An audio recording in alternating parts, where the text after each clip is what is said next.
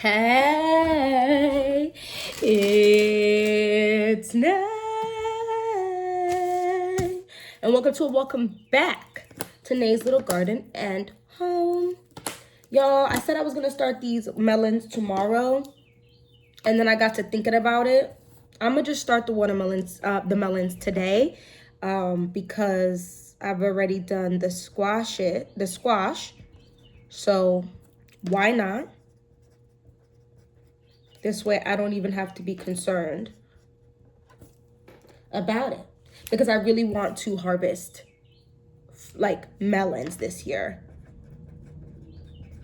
I did not, they popped up so like late. They took a while to grow for whatever reason. And so by the time I actually got melons, it got too cold before it was time to actually harvest them. And they were not very ripe. I'm not playing this year. I do not feel the need to do more than one round of these. So this will probably be my only round if they actually pop up like I need them to. The only reason I would start another round of these is if I have an issue with germination. Although I'm going to be honest with you, I really don't think I'm going to have an issue. I am trying to start 3 separate, man, how am I going to do this? I'm going to do it this way. I'm going to start 3 separate types of melons. So I have these 2 6-cell trays, but I only have 1 in each. But I'm putting them this way so I could do 3 as opposed to just the 2, because I don't really feel like I need to do 4. My main characters really and truly for my arch trellises need to be my winter squash. If you didn't watch my other video, go ahead and watch it. But if you did watch my other video, you would have seen I didn't start any summer squash. Guys, we're just not massive summer squash people. I did attempt to grow I succeeded in growing the green tint Bennings squash, which is a scallop squash. Guys, they grew very well. And I started them so late. I feel like if it was hunger, like true, we have to eat. And it doesn't matter what, we just have to eat. A summer squash is gonna do it for you, and do it and fill your belly, and consistently fill your belly, because they pop up so fast, they grow so fast. The fruit can be harvested at any time and eaten, and it just be really good. Pertaining to that, the problem I had is that squash was great for me, and then the flavor was fine. The skin had a squeak to it every time I ate it, so it was absolutely delicious. I actually added too much maple syrup, like I wanted to make like a sweet summer squash, like tossed summer squash, I just cut it in half and cooked it that way. And the squeak, I tried to let it go and I could not. Does that mean I won't try to grow it? Because like I said, I just threw the seeds in the ground and they grew? No. The beginning of July, I might change my mind entirely, and I might do it. Go ahead and do that. You know what I mean? Maybe I'll have 1 extra little grow bag and I'll be like, let me just grow 1. That 1 plant is gonna grow, and it's gonna grow, and it's gonna grow. And I think I started that plant in like August, and I think I started that plant at the end of July. And in August I was harvesting, and things kept just popping up like magic. And it was just, I think I harvested like 6 or 7 from them before the cold came, and I just couldn't even eat the last 3. The squeak from the skin threw me.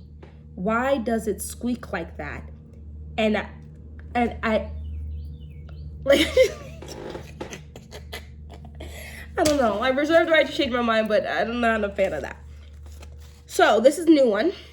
I'm very excited. This is a golden midget watermelon. What does that mean? This is a watermelon that is yellow on the outside and red on the inside. The adorable yellow melon is perfect for short growing seasons and small gardens. Produces 3-pound serving size fruits with salmon colored flesh and large black seeds. Rind turns yellow when ripe. That makes me extremely happy.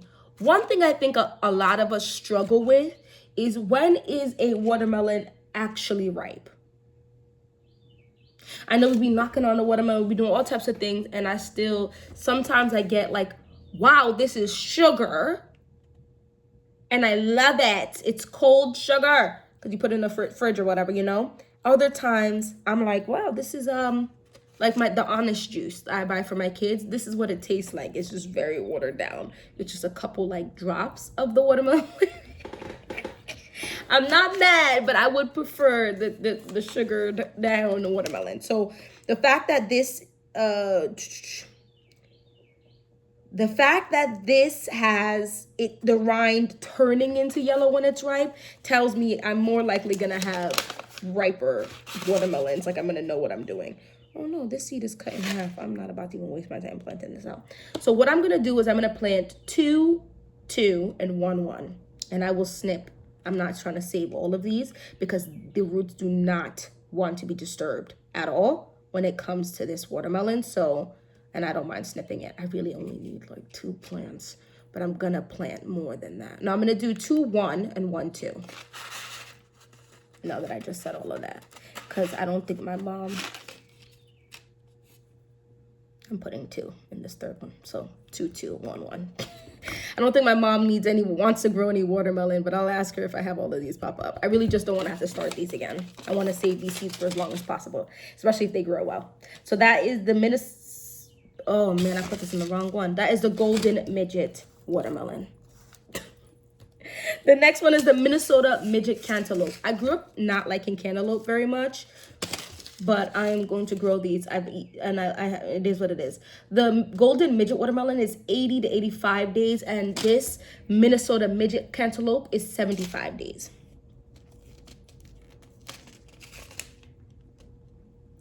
A small personal size cantaloupe that has a small footprint, making it ideal for small gardens, patio gardens, or square foot gardening. Plants produce 3 to 7 sweet orange flesh colored melons. The small seed cavity gives way to more sweet flesh to snack on. I'm gonna plant, no, there's a lot here. I'll do 2, 2, 1, 1. Ooh, 1, 2, that's too much. That's too much still. There we go. 2, 2, 1, 1. I really only need 2 of each. My neighbor did a whole lot of brought like a truck in and did like a bunch of digging. I'm wondering if they're gonna do like a garden, because if they are, I'll be like, do you need plants? I have plants. I have to ask them what they did all of that for, because I hope that's what it is for, because that'd be really cool. If it's not, that's fine. I just think that'd be really cool. And I once again put the wrong one here. Okay. That's what it looks like. There's a picture on that one. And then I have these seeds. These seeds are getting old, so I want to use these up. This is from 2024. The Sugar Baby watermelon. We all know about this, sis. Its name describes the melon perfectly. Sugar Baby's flesh is very sweet. The fruit grows to about 8 pounds, which is just right for the refrigerator. It is an early season variety that's high in vitamins A, B, C. So this is saying start seeds 4 weeks before transplanting, which sounds about right to me. This is saying to plant, when should I start planting? May to June. So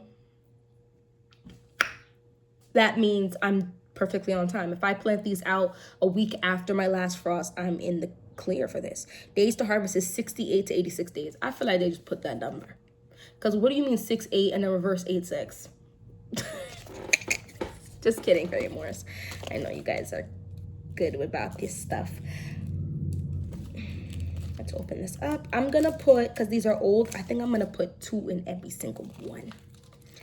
Does anyone know if watermelon seeds actually store pretty well? I just ripped up all the Oh, no, I'm just joking. I'm gonna do 2. Oh, no, I can't. Okay, perfect. There's still a few in here. I'm hoping these grow well, but they really shouldn't have any issues. That we do have farms up here that grow their stuff, and they grow watermelons up here. I just don't want them to be taking up too much trellis space. There we go. And I'm gonna add this. I have a small 10-10 tray that I have my 2 6-cell squashes. I'm gonna put that in there with those and keep it pushing. I feel like after this next flush of squashes that I do, I think I'm done starting seeds indoors. I need to go toss carrot seeds outside. I'm really playing games, and put some beet seeds outside. And I'm saying this, and I might have to go do that right now. But that's all I wanted to do for this video. Things have been started. I have the Jack B. Little pumpkins. I'm thinking about putting them here, so I'm just gonna leave this open because I think just one Jack Be Little Pumpkin, because I believe it gets 5 to 10 of those out of there. I think it would be just cute to be able for my kids. You know, they're just small little pumpkins. I believe you can eat from them. So I think it'd be cool to do like a little soup or stew in there for my kids to eat, but also then another one each for them to paint without having to do like a big pumpkin. It'll be a smaller pumpkin that they can paint that we could put on our porch. So I'll keep that in mind because I might just do that too. Thank you so much for watching this video. Let's talk in the comment section below. Are you guys gonna attempt to grow any fruit, like melons? Let me know. Oh, I do. My blueberry bushes shipped out, so I'll probably get that the beginning of next week.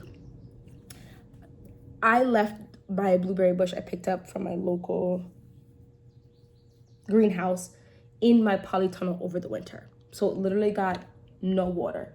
I don't think she's going to come back. A lot of other things have started to come back.